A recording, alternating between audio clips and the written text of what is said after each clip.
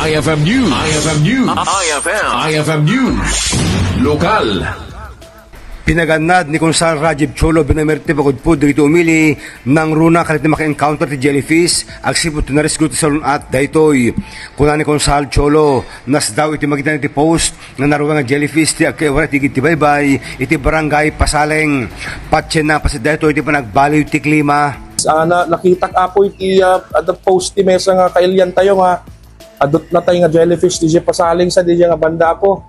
So I'm not sure yet about the details, but I think part data iti climate change siguro. Gapu ta pinagbaliw iti climate. Usually every year kat nakastay nga makuha tayo dadamatay nga adono ka. So I'm not sure kung DJ lifespan DJ nga jellyfish kat nag-end din. That's why naiayos na J ko ni J Shoren. So In bala nakasmes ang registered nurse nga no maisting ti jellyfish ket nascan nga dagos tay nga we need to wash it first.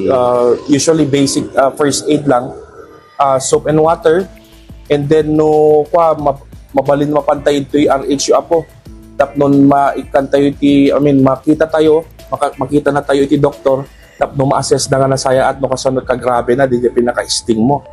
Sa top do maikanmet lang ti nakuha ko nga agas no ka di doktor tayo.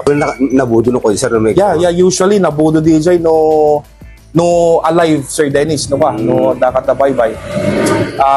Dadadot ta jellyfish tayo dita kasi normal met na pa yan di ecological system tayo tabaybay get talaga dada jellyfish at di maiwasan ako.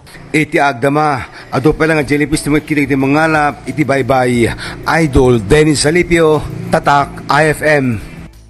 IFM News. IFM News. IFM News. Lokal.